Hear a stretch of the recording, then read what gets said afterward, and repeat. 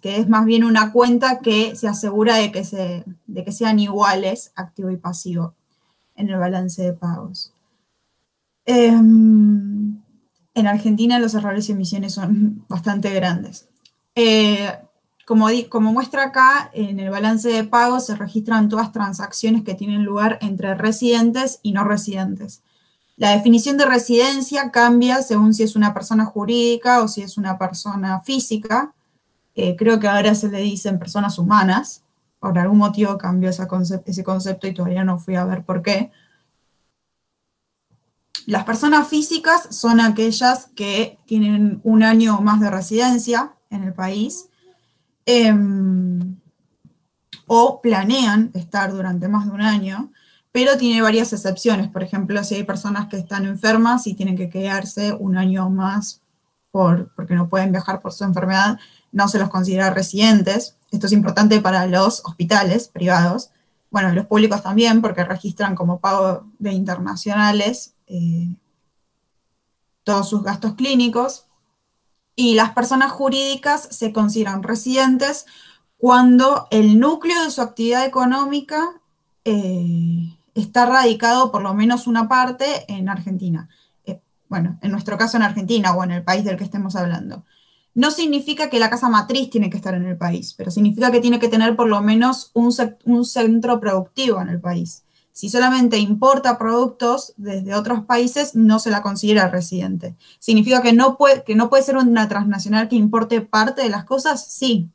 Lo importante es que realice algún tipo de producción en el país, y en ese punto es residente. Y tiene que ser por un año o más.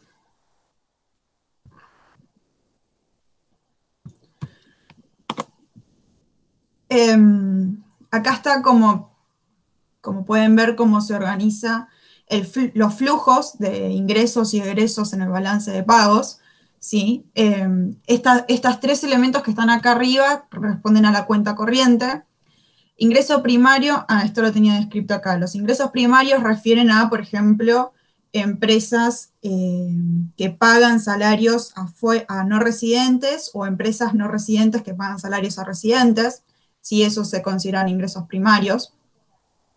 Por ejemplo, si una empresa argentina hace una inversión en otro país y recibe ganancias por esa inversión, eso se considera ingreso primario. Por otro lado, si una empresa extranjera hace una inversión productiva en el país y recibe ganancias, se considera un egreso primario. Y los ingresos secundarios tienen que ver con, por ejemplo, transferencias entre personas, ¿sí? Es muy común las personas que se van a trabajar a otros países y realizan remisiones para su familia en el país del que vienen. Eso se registra como ingreso secundario.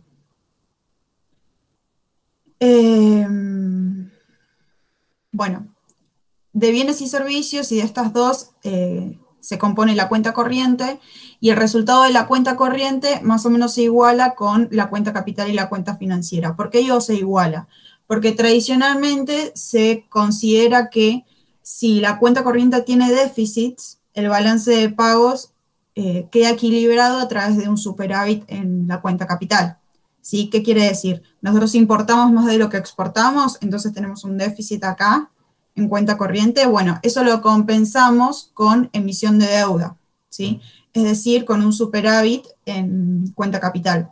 Y suena contraintuitivo pensar en que la emisión de deuda es un superávit, pero en realidad nosotros estamos colocando un bono y están ingresando capitales que vienen a comprar ese bono. Entonces, ese ingreso de capitales se registra como un activo a través de cuenta capital, a pesar de que claramente se registra un pasivo también.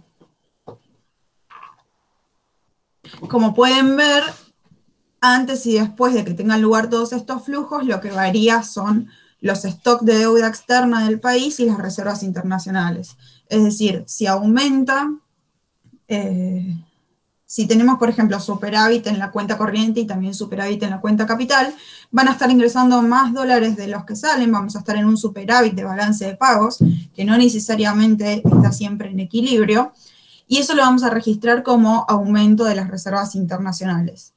Por otro lado, si el resultado es negativo, se registra una salida de reservas internacionales, que son los casos en los que el Banco Central tiene que salir a vender los dólares que están demandando los mercados.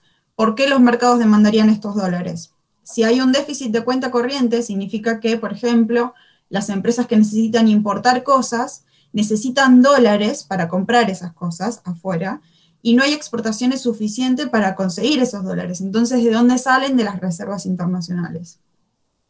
Del mismo modo, el Tesoro Nacional, es decir, el gobierno, puede tener que pagar intereses sobre alguna deuda emitida. Por ejemplo, emitimos bastante deuda en dólares a través de los letes, ¿sí? Que son letras del Tesoro.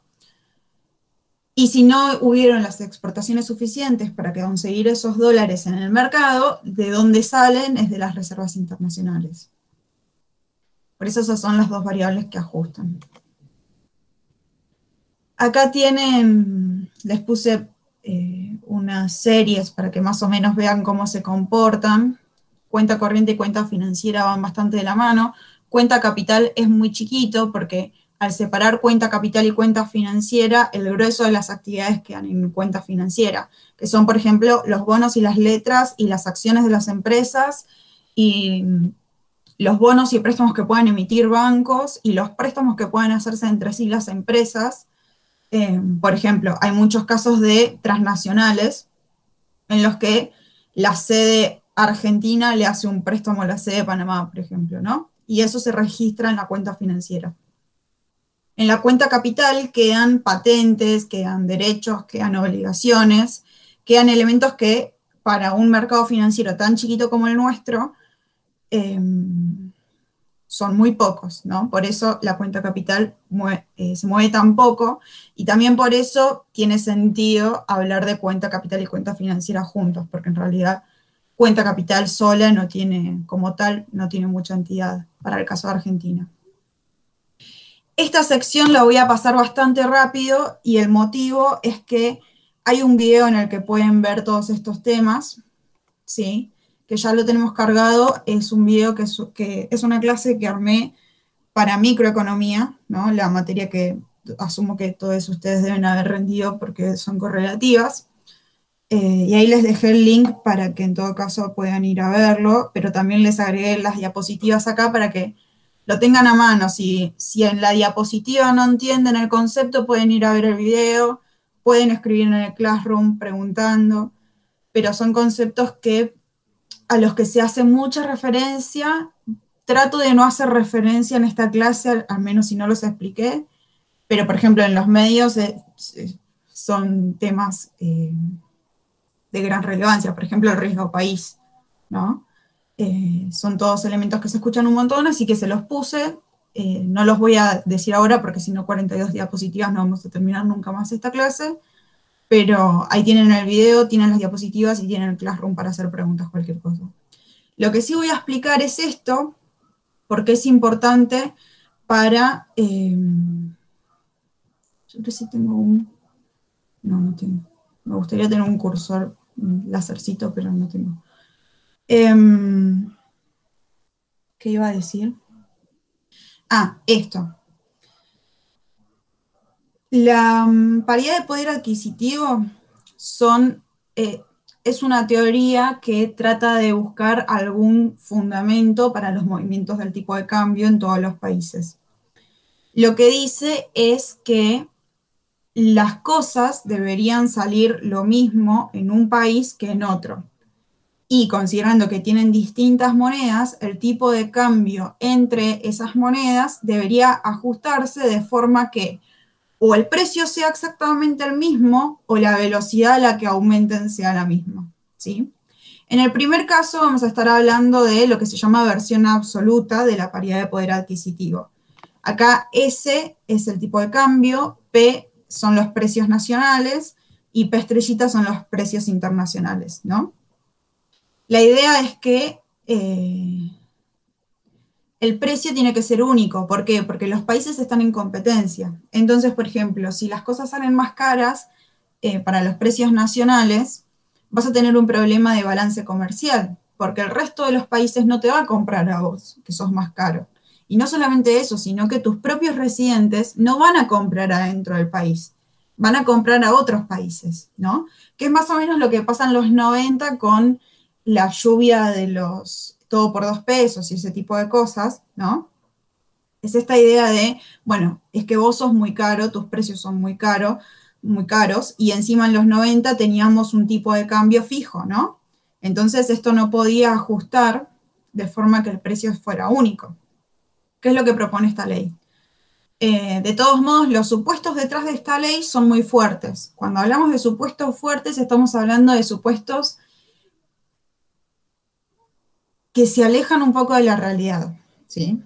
Si son supuestos débiles, es un supuesto que estamos haciendo por aclarar la dinámica de los modelos, pero bueno, se corresponde bastante con lo que sucede en la realidad. Sin embargo, cuando hacemos supuestos fuertes, estamos diciendo, si lo levantás pueden cambiar las cosas, ¿no? Y uno de los supuestos fuertes que existe detrás de la versión absoluta de la teoría del poder, de la paridad del poder adquisitivo, es que existe plena y libre competencia entre los países, ¿no? Cuando en realidad la mayoría de los países tienen algún tipo de restricción al ingreso de bienes de otros países. Entonces, incluso si Argentina produjera cosas con un precio menor que, por ejemplo, en Europa, los países europeos tienen controles, o sea, la Unión Europea tiene controles al ingreso de productos argentinos, ¿no? Por ejemplo. Pero bueno, para que sepan que muchos modelos ajustan considerando que se tiene que cumplir la ley del precio único, que haría que el tipo de cambio variara para que los precios fueran iguales, ¿no? Por ejemplo, si los precios afuera, en Europa, por ejemplo, eh, cayeran mucho, ¿no? Es decir, son mucho más bajos que los precios nacionales, el tipo de cambio debería subir, ¿sí?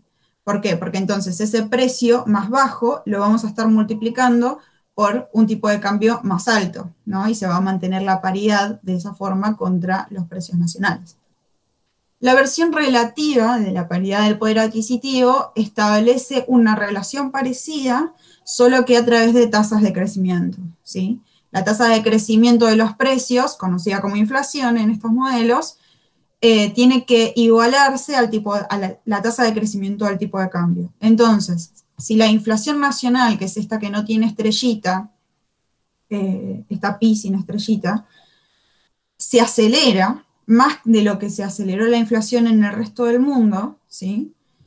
El tipo de cambio tiene que crecer, ¿no? Para que la inflación del resto del mundo, que es más baja, esté multiplicada por una tasa de crecimiento, o sea, una tasa de evaluación más alta, y de este modo se mantenga la paridad. ¿Por qué tiene que suceder esto según estas teorías? Es necesario que suceda para que se alcancen equilibrios en el balance de pagos, porque si no, dicen estas teorías, estaríamos enfrente de déficits sostenidos en algunos países y superávits sostenidos en otros países, y eso no se podría sostener en el tiempo, dicen estas teorías, ¿no? Porque en algún punto los países que tienen déficit entrarían en, no podrían comprar más nada en el exterior, y los países que tienen superávits ya no podrían colocar más sus productos, porque el resto de los países no tienen dólares para comprarlos. Sin embargo, la realidad demuestra que efectivamente hemos vivido durante mucho tiempo, no solamente Argentina, digo, el capitalismo funciona con déficits sostenidos en el tiempo en algunos países y superávits sostenidos en el tiempo en otros países. Esos países que tienen superávit comercial son Alemania, creo que Japón, y no sé, quizás China, pero no lo sé. Alemania contra el resto de la Unión Europea. La Unión Europea hacia el exterior más o menos se mantiene en equilibrio, como un solo país, digamos. Bueno, estas son las cosas que les dije que no iba a revisar en la clase. No sé si, o sea, la diapositiva la cargué ayer, creo, al Drive.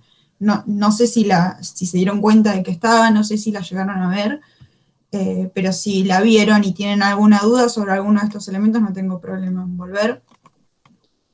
Hay una sección que habla de inflación, ¿sí? Esta parte puede ser importante para cuando vean cálculo financiero, porque en cálculo financiero es muy importante distinguir el dinero en el futuro que el dinero en el presente.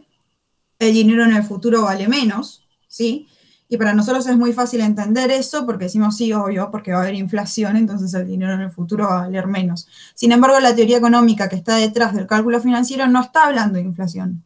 Incluso con inflación cero, el dinero en el futuro vale menos que el dinero en el presente, porque el dinero en el presente lo puedo gastar hoy, ¿sí? Por eso. Pero bueno, como les dije, no me voy a meter mucho en esto. Tienen definiciones de la inflación, ¿sí? La inflación es el aumento de todos los precios y tiene que estar sostenido en el tiempo, no es un salto de una vez y para siempre en los precios, eso no es inflación, tiene que ser sostenido y tiene que ser en todos los precios. Y como dice acá, eso genera problemas con los salarios porque se pueden considerar los salarios como un precio, pero normalmente los salarios no aumentan con el resto de los precios, o a veces sí. Entonces las definiciones de inflación se vuelven, no sé, metemos o no los salarios. Estas son distintas mediciones de la inflación. Ahí están los links si quieren ir a verlas. Acá hay teorías de la inflación, que es algo que surgió un poco la clase pasada con el dinero, pero acá están como más armaditas. Causas de la inflación en función de las teorías que están antes. Acá hay datos sobre el tipo de cambio, la definición del tipo de cambio, que es básicamente cambiar una moneda contra otra. Actualmente, en el sistema mundo, todas las monedas se cambian al dólar, con algunas pocas excepciones que creo que ya las mencioné. Por ejemplo, tenemos un régimen bilateralista de moneda con el real brasilero para un tipo de transacción muy chiquita que tiene que ver con la industria automotriz, que trata de aumentar la integración brasilera-argentina. Estos son todos los tipos de cambio que hay. Tipo de cambio spot es al que vamos a comprar en el momento. Tipo de cambio futuro, tipo de cambio forward. Esto probablemente lo escucharon porque hubo una causa judicial bastante importante al respecto. Tipo de cambio sombra es el blue. Tipo de cambio spot esperado es el tipo de cambio que haya en el futuro. Tipo de cambio contado con liqui, esto, bueno, ya lo habrán escuchado bastante. Dólar bolsa es muy similar al contado con liqui.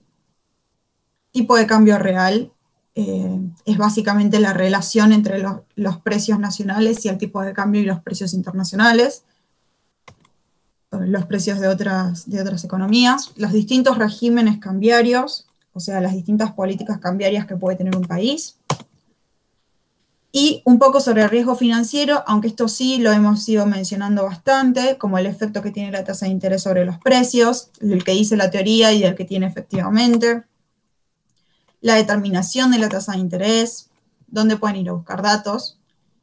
Acá tienen datos sobre cuenta corriente. Yo siempre hablo de que las pymes se endeudan para pagar salarios y para pagar, por ejemplo, no sé, a los proveedores, y la mayor parte de su deuda pasa por cuenta corriente y las cuentas corrientes tienen tasas de interés altísimas. Acá tienen algunos datos, ¿no? Prima de riesgo, que esto también les va a venir bien para cuando vean cálculo financiero, y se me corre un poquito, pero este es el riesgo país, ¿no? Cómo se calcula y quién calcula el riesgo país. Ahí tienen los datos también. Bueno, ahora sí, la clase, ¿no? Hay modelos, hay muchas teorías económicas y cada teoría económica tiene su modelo o más de un modelo para explicar cómo el balance de pagos ajusta a un equilibrio o se corre del equilibrio, ¿no? Una variable que cobra gran importancia cuando vamos a ver balance de pagos es el tipo de cambio.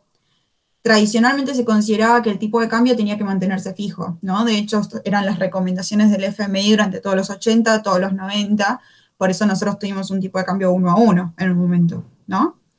Y en ese caso, si el dólar no puede ajustar para lograr el equilibrio en el balance de pagos, lo que tiene que ajustar son las variables internas, ¿no? Por ejemplo, tenés que reducir tu crecimiento para demandar menos importaciones y reducir tu déficit de balanza comercial, por ejemplo, ¿no?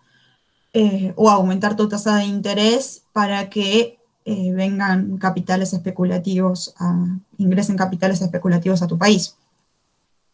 Sin embargo, después de los 2000, cambia las recomendaciones de política hacia un tipo de cambio flexible, ¿sí? Lo ideal, según estas teorías, es que sea plenamente flexible, es decir, que no controles nada, lo cual quiere decir que el Banco Central no debería salir a comprar y vender en el mercado, ¿no? Debería dejar que el precio fluctúe. Por ejemplo, en el 2018 veíamos mucho esto de que el Banco Central salía a hacer subastas de tipo de cambio, y ahora no los subasta, sino que simplemente interviene, ¿no? Con grandes cantidades de dólares para mantener el tipo de cambio bajo.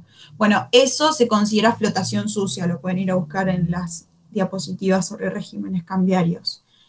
Y no está recomendado porque se supone que el tipo de cambio debería variar libremente para equilibrar el balance de pagos y que el Banco Central no pierda reservas. El problema es que estas mismas teorías dicen que habría que reducir la volatilidad de los precios, ¿no? Y nosotros sabemos que el aumento del tipo de cambio muchas veces genera aumento de precios. Entonces, para situaciones de gran volatilidad de tipo de cambio, suelen decir, bueno, está bien, controla de la forma, o sea, de la forma más transparente que puedas, intervenir en el mercado cambiario para evitar volatilidad. No es para mantener un tipo de cambio bajo, sino es simplemente para evitar eh, cambios bruscos, ¿no? Eh, y la forma más transparente conocida es la que vimos en el 2018, que son subastas en las cuales el Banco Central dice, hoy y mañana voy a vender esta cantidad de dólares y lo voy a vender a este tipo de cambio. Ese es el motivo por el cual se hizo de esa forma, es básicamente la recomendación del FMI. Bien, como hice ahí en la introducción y como dije al principio de la clase, ustedes vienen viendo Diaman, ¿no? Entonces, un poco de ideas sobre balance comercial tienen y un poco de ideas sobre, me olvidé de borrarle los subtítulos a esto, sobre Mercurio, Venus y Marte. Un poco vienen viendo sobre cuenta corriente, ¿no? Sobre balance de pagos, esta idea de Diamond de que tenemos una estructura productiva desequilibrada y entonces ante nuestro crecimiento necesitamos importaciones de algunos sectores necesitan importaciones, mientras unos necesitan un tipo de cambio apreciado, otros necesitan un tipo de cambio depreciado. Sin embargo, y justamente por eso, esta clase querría focalizarme un poco más en lo que son los movimientos de capitales. Vamos a ver tres modelos que tienen sus divisiones. El primero es el modelo de flujos y después los otros son modelos de activos. Uno es modelo de activos monetario, sigo monetarista, y el otro se llama modelo de activos de equilibrio de cartera, aunque esa es una traducción al español. En realidad se lo conoce como portfolio, modelo de portfolio. Portfolio es cartera de inversiones, así que en realidad es lo mismo.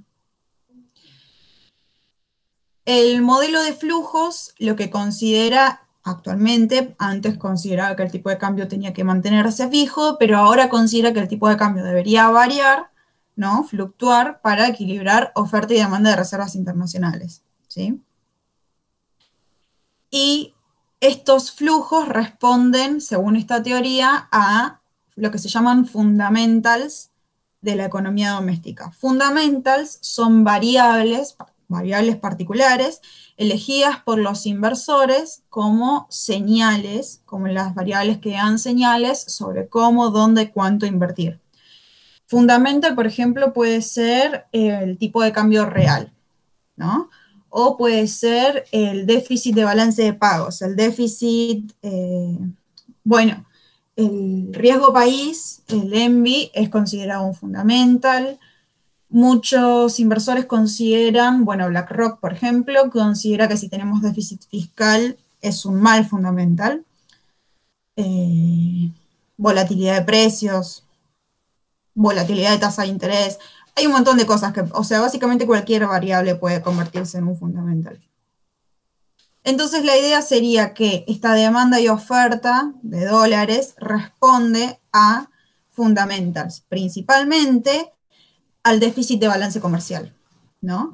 Porque si la balanza comercial está en déficit, hay más desconfianza sobre la capacidad de pago de esa economía, ¿no? Porque se le están yendo dólares por balance comercial. Entonces, si yo te compro un bono, no tengo mucho seguro de que me vayas a poder pagarlo, ¿no? Porque ya tenés déficit en lo que se puede considerar la cuenta más fundamental del balance de pagos. Porque todo lo que es financiero, podemos más o menos acordar en que se mueve según expectativas. Pero balance comercial no. Sí, pero según esto no.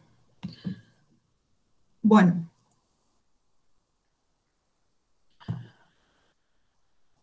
de acuerdo a este modelo, entonces es muy similar a lo que habíamos visto. O sea, este modelo considera que se sostiene la paridad de poder adquisitivo, entonces si aumentan nuestros precios respecto del precio del resto del mundo, el resto del mundo en las teorías se comporta como si fuera un solo país muy grande que se llama resto del mundo y un país muy chiquito que se puede llamar Argentina. De hecho, Argentina es genial para estas teorías, para aplicar estas teorías. Es genial para aplicar la mayor parte de las teorías económicas. ¿En qué estaba?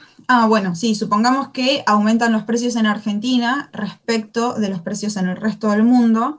El tipo de cambio tiene que aumentar, es decir, tiene que haber una devaluación para mantener la paridad de poder adquisitivo. Si la cuenta corriente se hace negativa, ¿sí? Se tiene que devaluar la moneda. ¿Por qué se tiene que devaluar la moneda? Porque se considera que si se devalúa, las importaciones van a ser más caras, que es cierto, ¿no? Y a la vez las exportaciones van a ser más atractivas para el resto del mundo. Entonces, como vamos a salirle más baratos al resto del mundo, nos van a querer comprar más, ¿sí? Entonces vamos a aumentar exportaciones y reducir importaciones, vamos a reducir el déficit de balance comercial. Sin embargo, a efectos prácticos esto parece funcionar, pero en realidad más que hacer caras las importaciones, lo que suele suceder cuando se devalúa es que reprimís muchísimo la economía, ¿no? Porque una devaluación que no está acompañada con aumento de salarios suele generar una caída fenomenal en la demanda, porque los precios aumentan mucho, así que caen los salarios reales, ¿no? Entonces, obvio, si cae la demanda, por ley de demanda efectiva, que es algo que vieron, la oferta va a caer, y la oferta es la producción, ¿no? Entonces, obvio, no se demandan importaciones porque no se demanda nada, porque no se está produciendo, ¿sí? Al final, los estudios demuestran que los efectos de la devaluación, los efectos positivos sobre el balance comercial de las devaluaciones, están más relacionados a efectos negativos sobre la economía doméstica que a esto de hacer las exportaciones más atractivas y las importaciones más caras. Bien, ese es el modelo de flujos. Como pueden ver, es un modelo todavía bastante basado en lo que está sucediendo con la cuenta corriente, ¿no? El modelo de activos se divide en dos, como les dije al principio. Tenemos el modelo monetario y el modelo portfolio. Los modelos de activos, como dice acá, sí se centran bien en cuenta capital y financiera. Hay dos casos del modelo monetario, o sea, se subdivide, ¿no? El modelo de activos puede ser monetario o de portfolio, y el modelo monetario puede ser con precios flexibles o con precios fijos. Si tiene precios flexibles, vamos a considerar que el tipo de cambio tiene que variar para ajustar la cantidad de dinero doméstica respecto a la cantidad de dinero en el resto del mundo, responde a diferencias entre el nivel de crecimiento doméstico y el nivel de crecimiento del resto del mundo, que es esta Y de acá, y responde a diferencias en la tasa de interés doméstica y la tasa de interés extranjera. Como vamos a ver, los resultados del modelo monetarista, o monetario, son bastante raros, bastante raros. Según esta teoría, el principal determinante del balance de pagos y por lo tanto del tipo de cambio sería la cantidad de dinero, ¿no? Entonces, si el Banco Central Argentino, por ejemplo, emitiera mucho dinero, ¿sí? El tipo de cambio va a tener que ajustar porque esto va a generar déficit de balance de pagos, porque el aumento de la cantidad de dinero generaría una caída de la tasa de interés. Entonces, los flujos de capitales se van a ir de Argentina, porque la tasa de interés que les están pagando cae, ¿no? A la vez, el aumento de emisión monetaria generaría un aumento de demanda, pero este modelo considera que la oferta está fija en el pleno empleo, ¿sí? Como vimos en la clase pasada, los modelos monetaristas consideran que la oferta está fija en pleno empleo y consideran que la demanda está determinada por la oferta, o sea, ley de Say, ¿no? Entonces, el aumento de la emisión monetaria generaría, por un lado, expulsión de capitales por la baja en el rendimiento de los bonos, y por otro lado, aumento de precios, porque aumenta la demanda, pero la oferta no puede aumentar, así que va a aumentar los precios, ¿no? Entonces el tipo de cambio debería sí o sí depreciarse, es decir, aumentar, ¿no? Es, que es básicamente lo que dice acá, ¿no? Para que se mantenga la paridad de poder adquisitivo, el tipo de cambio tiene que subir. Después, en caso de que haya un aumento de la producción, ¿sí? Recuerden que el modelo monetarista consideraba, o sea, se basa en esta identidad, ¿no? En el cual los precios multiplicados por las cantidades de producto tienen que ser iguales a la velocidad del dinero por la cantidad de dinero. Supongamos que ceteris paribus, es decir, ceteris paribus significa, probablemente ya lo dijo Lorenzo, pero significa que todo lo demás permanece constante. Si suponemos ceteris paribus que aumenta el nivel de productos y que aumenta la producción,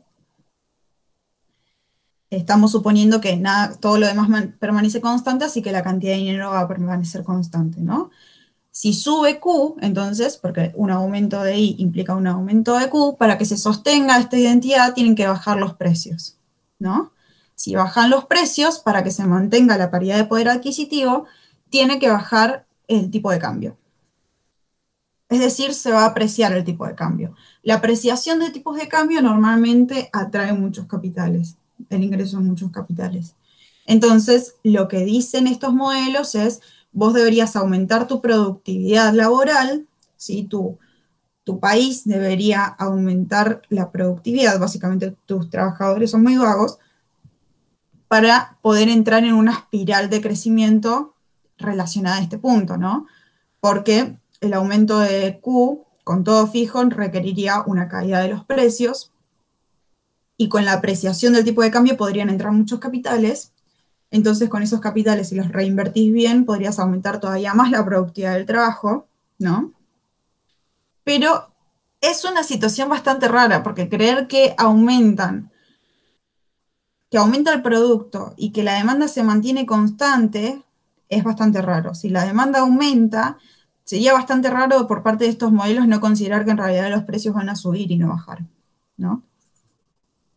Por otro lado, este también es un movimiento bastante raro. Consideran que si sube la tasa de interés de referencia, ¿no? Si el Banco Central sube la tasa de interés, cae la demanda de dinero. ¿Por qué? Porque la gente, en vez de querer dinero para consumir, como subió la tasa de interés, van a preferir ahorrar ese dinero y meterlo en el banco, ¿no? A que le dé rendimiento. Entonces la demanda de dinero caería, lo que es similar a decir que la oferta de dinero está aumentando, ¿sí? Porque la oferta respecto de la demanda de dinero es más grande, hay un exceso de oferta de dinero. Y el exceso de oferta de dinero, ¿sí? Respecto de una oferta de dinero internacional que se mantiene constante, requeriría un aumento del tipo de cambio, es decir, una depreciación. Este movimiento es rarísimo, ¿sí? Considerar que aumentás la tasa de interés de tu país y que los capitales internacionales, en vez de venir a buscar esa tasa de interés más alta, se van a ir o no van a venir directamente, y que encima el tipo de cambio se va a depreciar, es bastante raro, ¿sí? Que es lo que digo acá. O sea, hay modelos monetaristas que son mejores, pero más complejos también. Y probablemente no. Y además están en textos en inglés. Entonces, era un poco complejo traerlo a esta clase. Después hay otro tipo de modelos monetaristas que suponen que los precios no es que se ajustan libremente, sino que son sticky, que quiere decir pegajosos. Es decir, ajustan los precios, ¿no? Por un exceso de demanda va a haber una subida de precios, pero la subida es más lenta y no es libre, o sea, no tiene una tasa de variación infinita, ¿no? No se va a ajustar libremente. Entonces, lo que incorpora este modelo, que es interesante, es que la relación del tipo de cambio, por ejemplo, es negativa respecto de la tasa de interés, ¿no? Como se ve acá, a diferencia del modelo anterior. En este modelo, si nosotros subimos la tasa de interés nacional, ¿sí? Vamos a traer capitales, lo que va a ser un efecto negativo en el tipo de cambio, es decir, se va a apreciar el tipo de cambio, que es lo que sucedería normalmente, ¿no? Si están entrando muchos capitales, hay exceso de oferta de dólares, así que el precio del dólar debería caer, ¿se entiende? Como son pegajosos los precios, se incorpora esta variable de ajuste, que básicamente lo que dice es qué tan pegajosos son los precios a la oferta y demanda de bienes y servicios, e incorpora la tasa de inflación nacional respecto de la tasa de inflación del resto del mundo, ¿no? Porque si los precios no van a ajustar libremente, significa que van a haber tasas de inflación distintas, ¿sí? Porque, por ejemplo, este coeficiente puede ser distinto para nosotros que para el resto del mundo. Entonces hay que contemplar cuál es el resultado de las inflaciones. Y esto se corresponde, como pueden ver, con la teoría de paridad de poder adquisitivo relativa, ¿no? Porque está en tasas de inflación, no los precios niveles. Si quieren, la versión que vimos antes de precios flexibles se ajusta más a la teoría de paridad de poder adquisitivo absoluta y esta a la relativa, ¿sí? Fíjense que si nuestra inflación se acelera, es decir, esta pi sin asterisco sube más que esta, que es la del resto del mundo, el efecto sobre el tipo de cambio es positivo, ¿sí? Mediado por un montón de variables, pero es positivo. Bien, esos son los modelos monetaristas. Tienen sus problemas, ¿no? Tienen resultados bastante contraintuitivos y bastante contraempíricos, porque pensar que subir la tasa de interés nacional hace que haya una devaluación en el tipo de cambio es raro. Es cierto, sin embargo, que como la tasa de interés nacional suele ser un fundamental, cuando los inversores ven que las tasas las tasas de interés están demasiado altas, empiezan a dudar de que el país pueda efectivamente pagar esos intereses, ¿no? Porque la tasa de interés sobre deuda pública son intereses que el sector público tiene que pagar. Y si la tasa de interés crece demasiado, los inversores empiezan a sospechar de que no van a poder pagar, que es un poco lo que pasó con nuestra tasa de interés en el 72%. En ese caso sí puede pasar que más aumentos de la tasa de interés generen fuga de capitales en vez de atraerlos, ¿sí? Como pueden ir viendo a través de lo que les digo, al final los movimientos de capitales tienen mucho que ver con los ánimos de los inversores, ¿no? Con mucho que ver con las expectativas, y las expectativas no son información certera, ¿sí? En estos modelos no tenemos información perfecta. Se me va a apagar la compu, así que banquen un segundo que voy a conectar.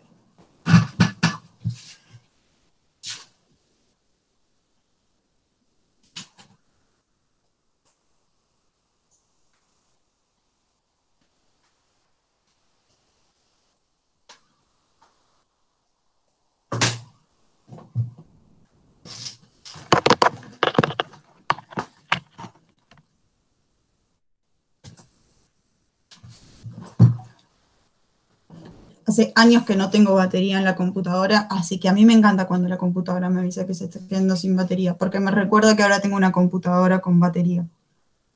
¿En qué me había quedado? Ah, sí. Bueno, los movimientos de capitales dependen mucho al final de las expectativas están formadas de una forma bastante precaria, medio en lo que uno está acostumbrado, en lo que uno cree, ¿no? En Argentina se dice que la primera corrida cambiaria del 2018 tuvo lugar porque, no sé, era algo así como Massa estaba en Estados Unidos, no me acuerdo por qué, y algún inversor de la bolsa le dijo, poné todos tus ahorros en dólares porque esto se va a ir a la goma, y la llamó a Zamora y Zamora compró dólares. Son todas cosas así lo que dicen que pasa con los movimientos de capitales, ¿no? Entonces, sin duda las expectativas son formadas de forma precaria. Y por ejemplo, si un fondo muy grande con mucha espalda decide que le preocupa una inversión, ¿no? Por ejemplo, BlackRock dice, no, Argentina se va a ir al tacho, no vale la pena mantenerse ahí porque voy a perder. Cuando retira sus capitales, es un movimiento de capital tan grande, porque es un fondo tan grande, que genera una caída en los precios, ¿no? De esos activos financieros. Entonces, si genera una caída en los precios, las personas que tienen esos activos financieros se asustan porque baja el precio de lo que tienen. Entonces empiezan a vender, ¿no? Y ahí es cuando ese activo pierde liquidez, que es lo que habíamos hablado en la clase pasada. Detalle. El modelo de cartera o de portfolio que está en Sos Villa Rivero no me gusta mucho. Así que usé las mismas letras, sí, que Sos Villa Rivero, pero me basé en un libro de Gandolfo, que es un manual de macroeconomía avanzada, que está en inglés. Si quieren yo se los paso igual. No sé cómo vienen ustedes leyendo inglés, pero es más fácil de entender que el que está en Sos Villa Rivero, no sé por qué escribí Romero ahí, y es más razonable también. Bueno, entonces, se llama modelo de portfolio o de cartera porque la base del modelo es que los residentes tienen una determinada riqueza y deciden en qué activos invertir esa riqueza, ¿no? Y vamos a tener tres activos. Uno es el dinero, la moneda, en nuestro caso serían pesos argentinos, que está señalado con una M mayúscula. Otros son bonos nacionales, que están señalados con una B mayúscula, ¿sí? Y otros son bonos extranjeros, que son una A mayúscula. Hay varios supuestos, o sea, si yo tengo dinero, vamos a suponer que no me da nada de rendimiento, es decir, no es que voy a tener el dinero, lo voy a meter en mi caja de ahorro y me va a dar ese 0,01 de interés que me da de vez en cuando. No, no tiene ningún rendimiento la tenencia en dinero, que es un supuesto bastante realista, porque a efectos prácticos no lo tiene. Vamos a suponer que estamos modelizando desde una economía muy pequeña, ¿sí? Podemos tranquilamente estar pensando en Argentina. ¿Y qué significa que sea pequeña? Que la tasa internacional, ¿no? No la podemos afectar. Es decir, nosotros podemos comprar todos los bonos que querramos, pero somos tan chiquitos que la cantidad de bonos que compremos no va a cambiar la tasa de interés del resto del mundo. Que a efectos prácticos es la tasa de interés de los bonos a 10 años del Tesoro estadounidense. También implica que todos los bonos extranjeros que nosotros querramos adquirir los vamos a poder adquirir, porque somos tan chiquitos que nuestra demanda es muy chiquita, ¿no? Para la oferta gigante de bonos que hay en el resto del mundo. Ese es otro corolario de este supuesto. Los no residentes, es decir, los extranjeros, no tienen ningún interés en los bonos argentinos. Ese es otro supuesto. Un supuesto que habría que levantar actualmente, según en lo que vimos en la clase de financiarización, pero más adelante vemos eso. Es decir, este modelo está ajustado en Gandolfo para considerar que los no residentes adquieran bonos nacionales, pero complica bastante la matemática, así que me parece que no es necesario. Alcanza con contemplar las decisiones de los residentes.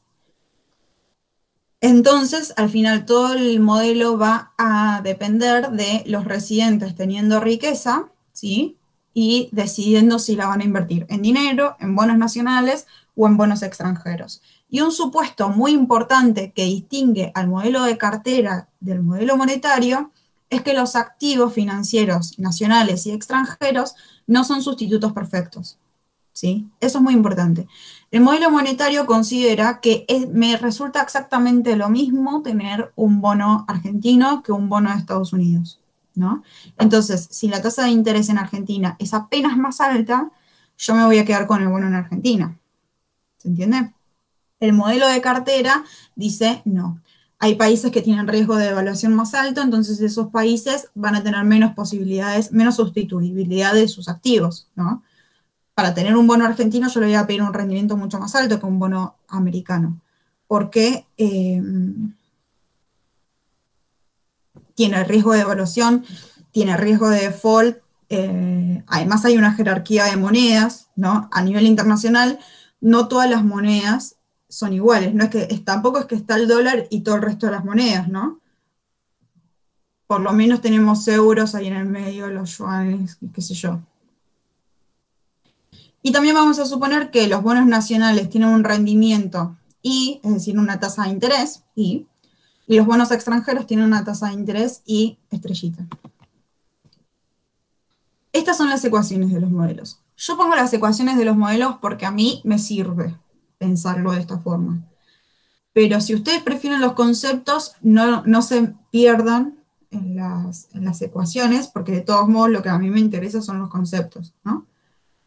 La idea sería que el tipo de cambio S ajusta para que haya un equilibrio de balance de pagos, ¿sí? El balance de pagos es igual a la cuenta corriente y la cuenta capital. Cuenta capital está incorporando cuenta financiera. Entonces, la cuenta corriente es igual a las exportaciones menos las importaciones más los intereses que recibimos por los bonos extranjeros. ¿Por qué no puse los bonos nacionales acá, que podría haber puesto menos I por B larga? Porque estamos suponiendo que los no residentes no tienen bonos nacionales, ¿no? Que solo los residentes tienen bonos extranjeros, pero no al revés. Y los intereses, recuerden que van dentro de la cuenta corriente.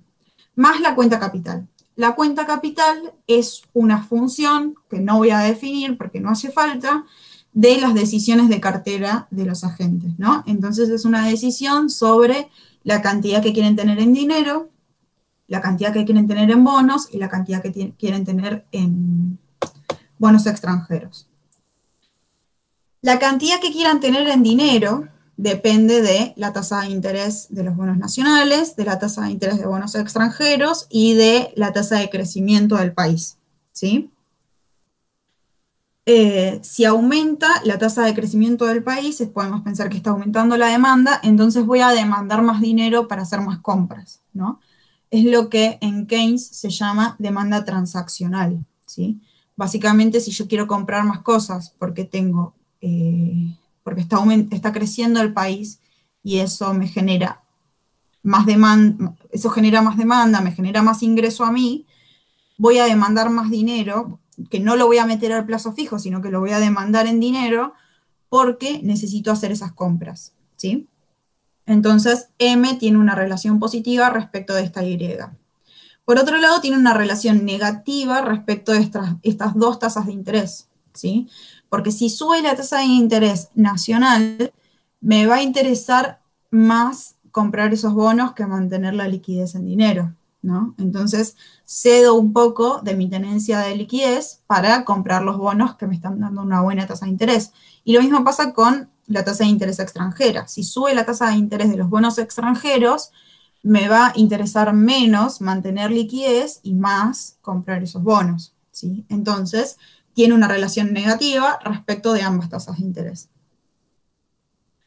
La demanda de bonos por parte de los residentes tiene una relación positiva respecto de la tasa de interés de esos bonos.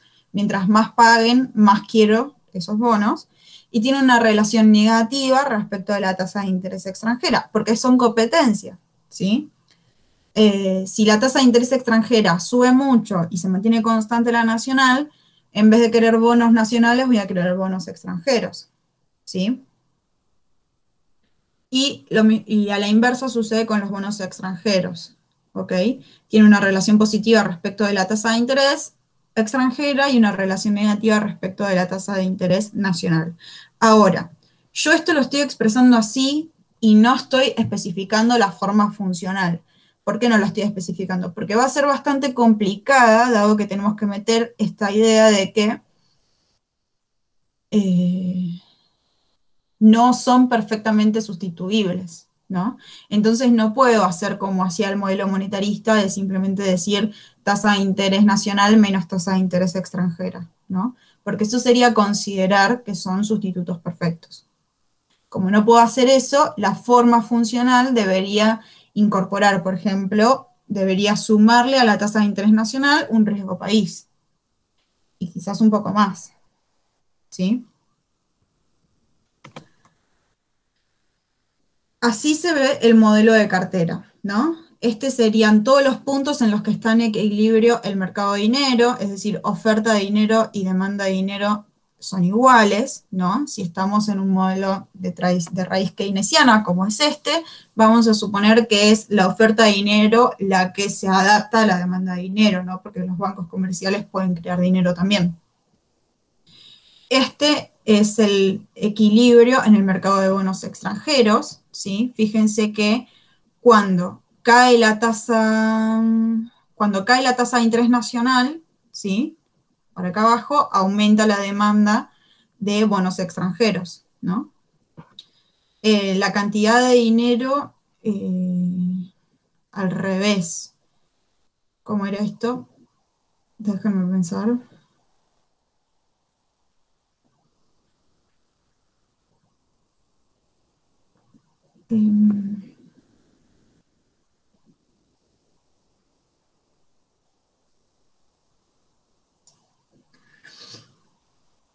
Claro.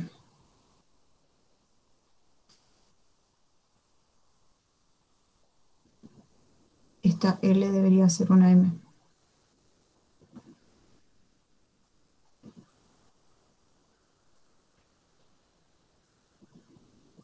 La idea sería que si aumenta mucho la demanda de bonos extranjeros, ¿sí? Para que se mantenga parte de ese dinero en moneda local, la tasa de interés tiene que subir mucho, ¿sí? Para compensar este exceso de este alza en la demanda de los bonos extranjeros. Por eso tiene esta forma tan contraintuitiva el mercado monetario, ¿sí? Y tiene que ver con que los ejes están expresados en función de los bonos extranjeros. Bien, ¿qué sucede? Entonces, nosotros vimos la clase pasada y están las diapositivas que les puse al principio, que normalmente ante casos de inflación, de aceleración de la inflación, se recomienda subir la tasa de interés para reducir la inflación, ¿no? Es decir, el aumento en la tasa de interés haría que, por ejemplo, según este modelo, los residentes quisieran comprar menos, ¿no? Ahorrarlo y meterlo en bonos, ¿sí? Entonces, en este momento empezamos a tener este inconveniente con empezamos a tener esta dinámica, que en este modelo no es un inconveniente, pero en otros modelos más complejos sí, esta dinámica entre alcanzar un equilibrio interno, ¿sí? Un equilibrio interno es un equilibrio en el cual tenés un nivel de empleo muy bueno, ¿sí? O sea, prácticamente no tenés desempleo, pero no tenés aceleración de la inflación. Eso es un equilibrio interno. Y un equilibrio externo, es decir, una situación en la que tu balance de pagos está en equilibrio. Ahora, para mantener un equilibrio interno, supongamos que vos estabas en equilibrio, ¿sí? Pero aumentás la tasa de interés para reducir la inflación, para desacelerar la inflación. El aumento de la tasa de interés va a aumentar la demanda de bonos nacionales, ¿no? Por eso esto pasa para arriba. Ahora, si la gente va al Banco Central y adquiere bonos nacionales, está dando dinero a cambio. Entonces, el mercado monetario se desplaza hacia la izquierda, ¿sí? Y este incremento en los bonos nacionales hace que invirtamos más en bonos nacionales que en bonos extranjeros. Y por eso, acá dice F, pero debería decir A, la cantidad de bonos extranjeros que pedimos pasa desde acá hasta acá, es decir, se reduce, ¿sí? Como dice ahí abajo. Ahora, esto es un modelo, ¿no? Lo que vivimos hasta ahora. lo que vimos ahora. El modelo de cartera de los que vimos hoy me parece el mejor, pero aún así tiene varios problemas, ¿sí? Para empezar, está considerando precios fijos, ¿no? No está considerando la variación de precios. Y nosotros vimos que muchas de estas variables al moverse van a afectar los precios, ¿no? Por ejemplo, el aumento de la tasa de interés vimos cómo podía traducirse a aumentos en los precios en vez de caída, que es la recomendación de la teoría. A la vez, si el tipo de cambio varía para ajustar el balance de pagos, también va a afectar los precios, ¿sí? Entonces, esta variable no la están contemplando este modelo, ¿no? Y si tenemos, por ejemplo, una aceleración de la inflación, nuestros bonos van a ser menos atractivos, ¿sí? Porque los inversores extranjeros no les interesa tener una rentabilidad en pesos, les interesa tener una rentabilidad una vez que la convierten a dólares. Y si los pesos valen cada vez menos respecto del dólar, no van a querer invertir en bonos nacionales, ¿no?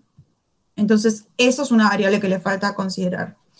Otra es la que les mencioné antes, y es que a partir de los 70, el gran nivel de apertura de las cuentas financieras y desde regulación de las cuentas financieras hace que incluso los países emergentes y periféricos reciban grandes cantidades de capitales extranjeros, ¿sí? Entonces, Argentina lo sabe muy bien, recibe ingresos de capitales muy grandes en mercados financieros que son chiquitos y subdesarrollados, ¿sí? Entonces, cuando se van estos capitales, y hay un montón de estudios que lo vamos a ver en la próxima diapositiva, que muestran que hay una correlación positiva entre los ingresos y los egresos de capitales, una vez que se van esos capitales, dejan un agujero muy grande y dejan una volatilidad macroeconómica sostenida en el tiempo. No es que la inestabilidad se detiene cuando se van los capitales, cuando se van los fondos, sino que el aumento del tipo de cambio con el aumento de precios continúa en el tiempo, a pesar de que ya se hayan ido, y la inestabilidad dura mucho más tiempo que el ingreso y el egreso de los capitales, ¿no? Entonces, esta idea de que la financiarización ha tomado esta forma en los países emergentes en la cual son receptores de grandes cantidades de capitales, no está incorporada en el modelo. Y por último, no incorpora expectativas, ¿sí? Y al final muchas de estas inversiones, como les mencioné también en la clase, tienen que ver con lo que los inversores consideran que va a pasar, ¿sí? Entonces, ¿importa tanto la inflación presente o importa más la inflación que esperan que haya? Bueno, en todo caso, la inflación presente importa porque da una idea sobre cuál es la inflación futura, ¿no? Suele ser un proxy de cuál es la inflación que esperan que haya, ¿no? Y el movimiento de las expectativas suele generar lo que se llaman profecías autocumplidas, ¿no? Supongamos que en este país no desarrollado entran muchísimos capitales atraídos por una tasa de interés muy alta, porque se usa para tratar de contener la inflación, y sin embargo la inflación no se logra controlar porque al final la tasa de interés no tiene el efecto esperado en los precios, sino que los acelera. La inflación puede ser considerada un fundamental, y de hecho se considera un fundamental por muchos de estos inversores, porque como les dije, buscan su rentabilidad en dólares, no en moneda local. Entonces deciden irse, ¿no? Y en el momento en el que un fondo grande decidió irse, ya generó una caída en el valor de los activos, y ahí se desata una corrida, ¿no? Una corrida sobre ese activo, que pueden ser las LEVACs, que pueden ser las LETES, que puede ser una acción de una empresa, ¿sí? Entonces, para irse, estos fondos van a pedir dólares, ¿no? Porque entraron al país, necesitaban pesos para comprar las LEVACs. Le dieron dólares al Banco Central para que les dé pesos. Con los pesos le compraron LEVACs, ¿no? Ahora, les preocupa la macroeconomía argentina, entonces esa LEVAX le dio más pesos, porque le dio los pesos originales más los intereses, y los quieren convertir a dólares e irse.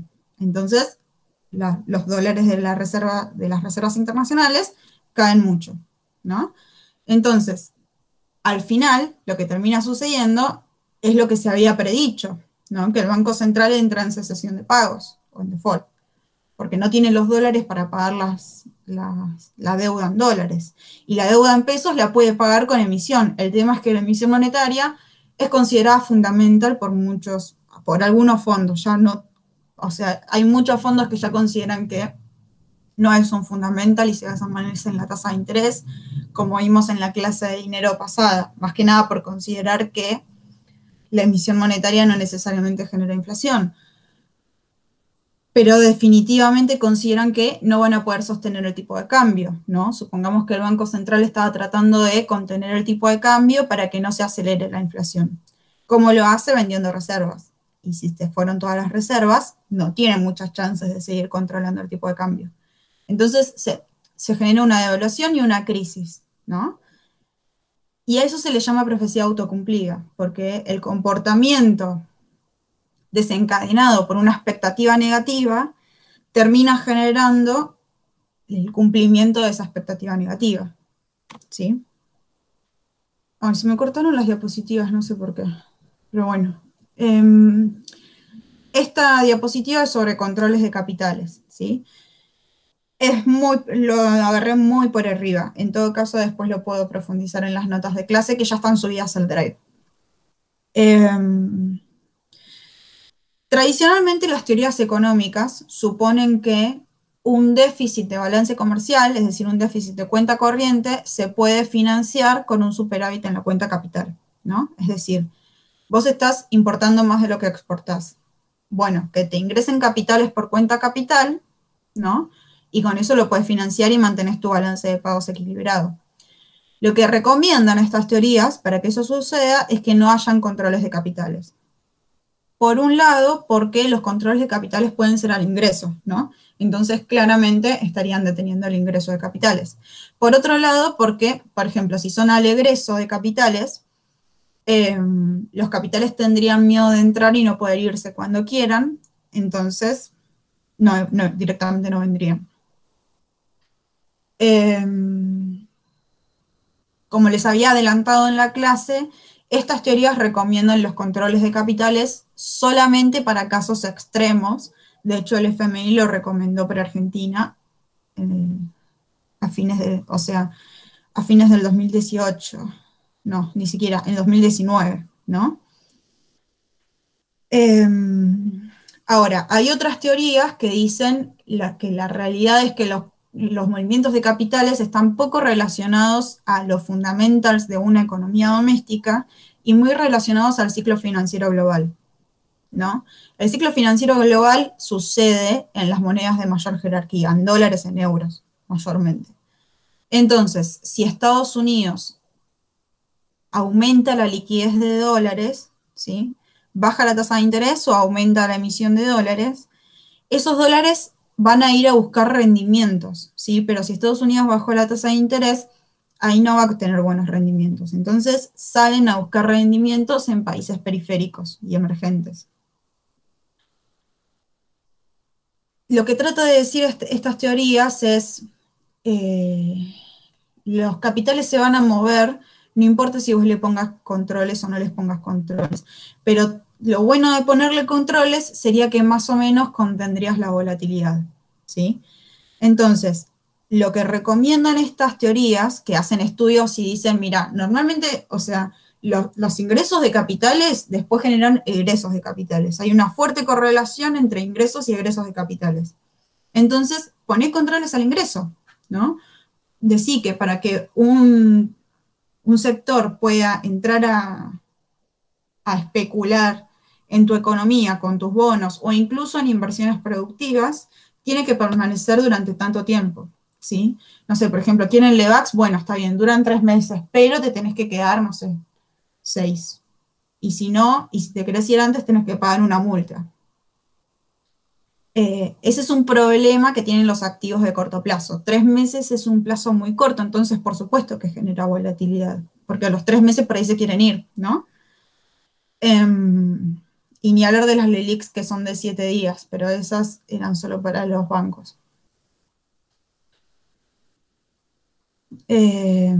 Después están los controles a los egresos, que estas teorías también los recomiendan, y lo que dicen es, no deberías reservar los controles para los momentos críticos de tu economía, sino que más o menos los deberías tener todo el tiempo para evitar la volatilidad, ¿no? Que entren capitales, pero que se queden, y que cuando se quieran ir tengan que pagar un impuesto, ¿no? Para más o menos aumentar las arcas del Estado. Esto tiene que ver con otra categorización de los controles, y es que los controles pueden ser por cantidad o por precio. Cuando son por cantidad, por ejemplo, son como lo que es conocido como el cepo en Argentina, ¿no? Vos puedes comprar hasta $200, es por cantidad. Y otro tipo de controles es por precio, que en Argentina es el impuesto país, ¿no? Más ganancias ahora. Que los impuestos lo que hacen es afectar el precio que se paga por el egreso, ¿no? De los capitales. Es decir, cuando nosotros compramos dólares y los sacamos del sistema financiero argentino, los ponemos en el colchón, por ejemplo, o los sacamos afuera de las fronteras, esos dólares están saliendo del Banco Central, ¿no? Son egresos en el balance de pagos. Y estas teorías recomiendan más controles de precio que de cantidades. ¿Por qué? Porque los controles de cantidades generan mercados secundarios, lo sabemos, ¿no? Pero bueno, en caso de necesidad recomiendan, en caso de mucha volatilidad, ok, pone controles de cantidad, pero trata de tener siempre controles de precios y una restricción al ingreso de capitales de permanencia, ¿no? Como que se tengan que quedar un determinado tiempo. Bueno. No hubieron preguntas durante toda la clase. ¿Los mareé mucho o fue muy rápido? Yo tendría una pregunta que, ¿por qué Argentina es tan buena como rata de laboratorio? Como habías comentado en el momento para aplicar todos los modelos. Yo supongo que un poco tiene que ver con nuestra tradición, con nuestra historia financiera. Estoy compartiendo pantalla todavía. Nosotros tenemos, por ejemplo, en Argentina, cuentas en dólares, ¿no? Eso no es normal, que nosotros en el banco podamos cambiar nuestros pesos a dólares, como por home banking. Normalmente uno, del mismo modo que si queremos comprar reales, tenemos que ir al banco y cambiar los pesos argentinos por reales, es la forma en la que normalmente se hace también con los dólares en otros países periféricos, ¿no? Argentina se mueve mucho como una economía duomonetaria. El dólar es muy importante, ¿no? Y tenemos mercados enteros dolarizados, el inmobiliario, ¿no? Entonces, todos estos movimientos en Argentina toman una dimensión enorme, mucho más grande que en otros casos, y yo creo que es por eso. Queda muy claro cuando los movimientos son tan grandes. Además, hemos intentado todo. O sea, hemos hecho de todo, realmente hemos hecho de todo. Hicimos el 1 a 1 cuando lo recomendó el FMI. Eso fue, o sea, nos decían los mejores estudiantes del FMI. Salimos del 1 a 1 con una devaluación muy grande que no generó tanto alza de precios como se esperaría que generara, y se lo atribuye al exceso de capacidad. Entonces sirve para explicar otra teoría sobre los precios que tiene que ver con excesos de capacidades productivas y desempleo. ¿No? Ahí entra Keynes diciendo, y si tenés desempleo, los precios no tienen por qué subir. Bueno, sabemos que en ese caso había muchísimo desempleo, ¿no? Por ahí a veces sí puede pasar que aumenten los precios, aún habiendo desempleo. Después entramos en un programa de metas de inflación, salimos de un programa de metas de inflación, somos el primer país que hace eso. Entramos en un programa de control de agregados monetarios, hoy en día, digo, siglo XXI. Yo creo que hemos hecho de todo.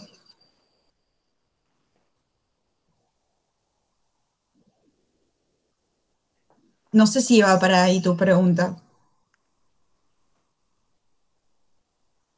Sí, era más que nada porque como tiraste el comentario de que Argentina es tipo bueno para aplicar los modelos, como quería saber un poco más en general el panorama. Sí, es bueno y malo porque también desmiente un montón de teorías. Digo, es interesante aplicar los modelos en Argentina porque Porque todo desmiente, funciona y nada. desmiente muchos modelos. Que la tasa de interés, el alza de la tasa de interés sirva para bajar los precios, por ejemplo.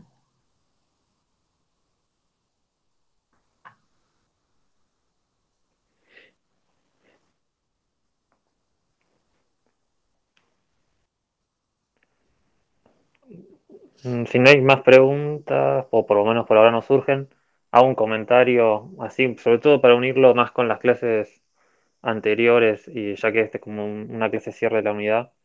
La clase esta en sí ya me pareció muy completa, que ya, como son muchos modelos que van a tener que ver, eh, pero para unirlo, digamos, con las clases anteriores, nosotros desde que empezamos a ver economía abierta con el MKS, hablamos de que, bueno, si bien el MKS dice que se puede hacer crecer a una economía aumentando la demanda, fundamentalmente desde el punto de vista del Estado, aumentando el gasto público, vimos que eso tiene un límite que es lo que llamamos restricción externa, que es la falta de dólares de la economía. O sea, fundamentalmente porque cada vez que una economía crece, necesita hacer importaciones cada vez más grandes y para eso necesita dólares, y si no tiene esos dólares, no puede importar y por tanto no puede crecer.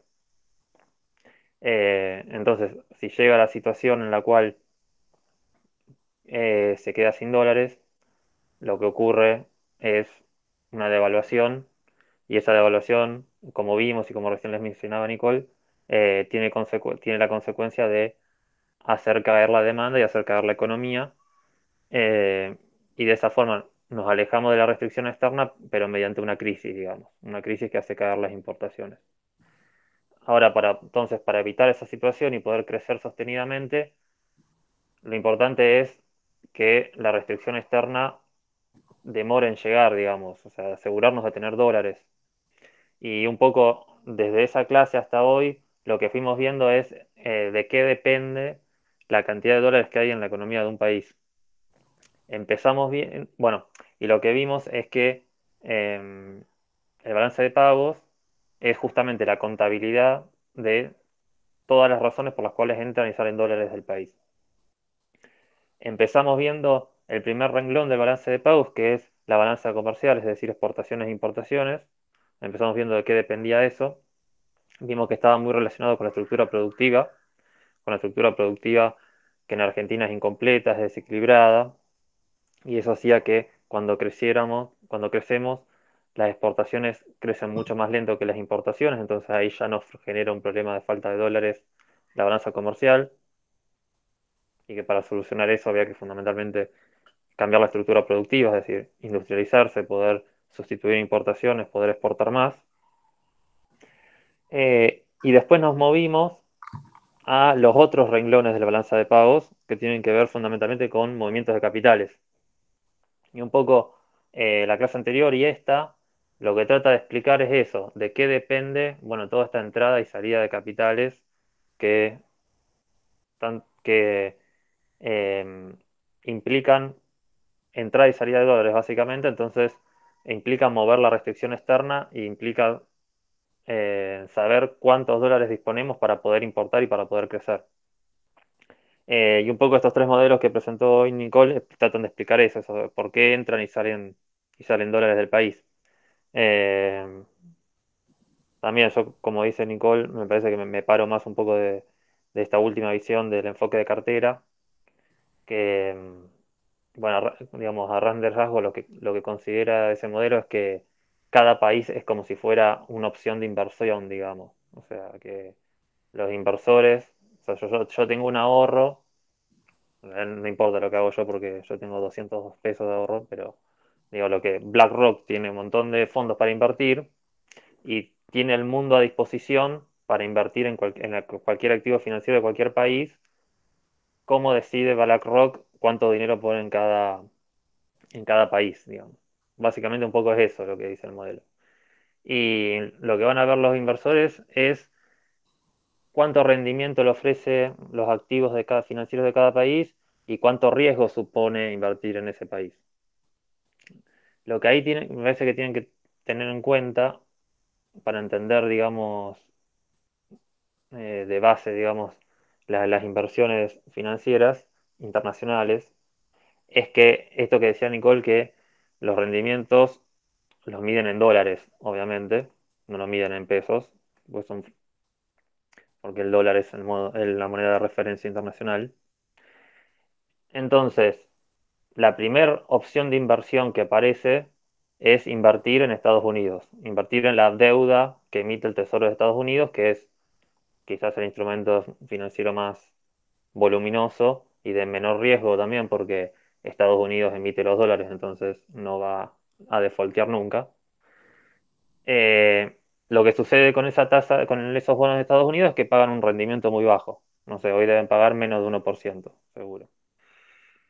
Eh, Ahora bien, ok, ¿qué podría ofrecer Argentina para que los inversores, en vez de invertir en esos bonos de Estados Unidos, inviertan en bonos emitidos por la Argentina? O sea, que vengan a invertir acá.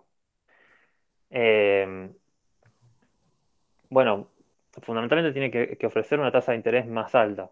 Por eso aparecía la tasa de interés en estos modelos como uno de los determinantes fundamentales de los ingresos de capitales. En general se supone que cuanto más alta la tasa de interés, más capitales van a llegar, porque le estamos ofreciendo más recompensa, pero como le decía Nicole, si es mucha la tasa, muy alta la tasa de interés, los capitales pueden desconfiar. Pero en general se supone que más alta, más capitales recibimos. Ahora bien, eh, dado que los capitales se fijan el rendimiento en dólares, eh, a la tasa de interés en pesos, los capitales le descuentan cuánto se va a devaluar el peso durante ese periodo en el cual están invertidos en Argentina. Es decir, si invierten en un bono en pesos a un año, van a tratar de predecir cuánto se va a devaluar el peso durante ese año. Eh, Porque de la diferencia entre la tasa de interés y la devaluación sale cuánto ganan en dólares. Digamos, esa es la cuentita. Eh, y además de eso, van a pedir que se les recompense un poco más porque Argentina encima tiene riesgo de defaultear, de quedarse sin dólares y no pagar. Eso se llama riesgo país, después lo tienen para ver en ese video que les mencionaba Nicole. Entonces, la tasa de interés que ofrezca Argentina va a tener que compensar por la expectativa de devaluación y compensar por el riesgo país. Por eso tenemos que ofrecer una tasa de interés bastante más alta. Eh, y bueno, entonces ahí ya se ven algunas variables, digamos, que influyen en la entrada y salida de capitales. Una es claramente la tasa de interés y otra es la expectativa de devaluación. Que me parece que son, digamos, las variables fundamentales. Y después los modelos van agregando otras variables. Bueno, por ejemplo, en este modelo de los fundamentals, que también un poco dice cuáles son las variables principales en las cuales se miran los inversores. Eh, que digamos, creo que agregaría, digamos, a esas variables fundamentales en las cuales se miran el stock de deuda. Seguramente, digamos, cuando los inversores ven que la deuda de Argentina montó mucho, en un momento dijeron no te prestamos más, porque sabemos que en algún momento no nos va a pagar. Sobre eso, quisiera hacer un comentario, y es que ese tipo de expectativas no son fijas en el tiempo, no es como que siempre se considera mucha deuda, 80% de deuda sobre PBI. En algún momento Grecia tenía 160% de deuda sobre PBI y la Unión Europea decía, buenísimo, estás re bien, ¿no? Y de repente subía a 180 y por algún motivo eso ya se considera mucho. Entonces las expectativas son muy volátiles también. Seguro. Además del stock de deuda, agregaría también reservas internacionales. O sea, tenemos reservas internacionales muy bajas, no nos van a querer prestar mucho. Y lo que me interesaba también es lo que mencionaba Nicole de el déficit comercial como una de las variables principales, porque obviamente si ven que nuestras exportaciones son mucho menores que las importaciones y que estamos perdiendo dólares, van a decir, bueno, estos en algún momento no van a poder pagar, no le prestamos. Y me parece también interesante mencionar esto para vincular un poco la estructura productiva que tenemos y que es responsable del déficit comercial con las salidas de capitales, digamos. O sea, en Argentina, digamos, a lo largo de su historia ha chocado muchas veces con esto de el déficit comercial que genera su estructura productiva y que terminan devaluaciones. Eh, y un poco eso va moldeando también la forma en la cual los agentes financieros se comportan en Argentina. Porque si nosotros vemos que recurrentemente a lo largo de los años Argentina termina devaluando su moneda por esta razón del déficit comercial, bueno, la verdad que no vamos a estar muy dispuestos a ahorrar en pesos. Vamos a preferir comprar dólares. Eh, entonces me parece que hay como una relación ahí entre la estructura productiva que genera volatilidad de tipo de cambio y obviamente eso hace más riesgoso invertir en Argentina y los capitales tienden a irse más que a llegar, digamos. Claro, los movimientos de capitales, no, si bien los de fondos de inversión extranjeros son los más importantes, la fuga minorista en Argentina es también muy importante. Es decir, todos nosotros desconfiando de que el tipo de cambio se sostenga, entonces comprando dólares para salvar nuestros ahorros, porque desconfiamos de que un país con reservas internacionales netas casi en cero o negativas pueda contener el tipo de cambio en el nivel que está. Sí. Una aclaración respecto ahora que se me ocurre, en los modelos, viste que le presentaba a Nicole, siempre se habla de bonos locales o bonos internacionales o extranjeros, digamos bonos en dólares, y nosotros por ahí lo que comparamos es invertir en un plazo fijo o invertir en dólares, no en bonos en dólares. Es lo mismo, digamos, es lo mismo, no más que, bueno, obviamente los modelos suponen que racionalmente la gente va a invertir en un bono en dólares porque eso le paga una tasa de interés y no en dólares a secas que no paga una tasa de interés. Pero bueno, digamos, como no todo el mundo tiene conocimiento de cómo invertir en un bono en Estados Unidos, y eso la mayoría compra dólares, pero bueno, a los fines, digamos, de entender esto es lo mismo. Eh, y después, bueno, creo que queda el modelo monetario, que también hace hincapié en la tasa de interés, eh, y un poco en la cantidad de dinero, qué sé yo, por ahí ahora en este momento particular que estamos viviendo, que se tuvo que emitir mucho dinero, podríamos decir que eso tuvo alguna influencia ahora en la presión que hay sobre el tipo de cambio, pero no sé, en general no soy muy partidario de considerar eso, sino que me parece que No, son más ese relevantes otras modelo variables. está, ese modelo está en la clase más que nada para compararlo al modelo de portfolio, pero yo creo que ese modelo lo podemos criticar con la clase de dinero que tuvimos el jueves pasado. Bueno, de mi parte, nada más, no tengo ningún más comentario para hacer.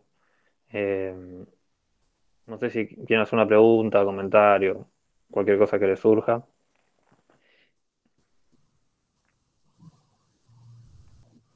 No, por el momento no. No, todo clarísimo. Bueno, esta es la última clase de teoría, digamos, que tenemos. Lo que viene ahora son clases de cálculo financiero, son clases más prácticas que tienen que ver con una continuidad de las clases de cálculo financiero que vieron en micro. Eh, Mateo va a grabar los videos y los va a subir lo antes posible.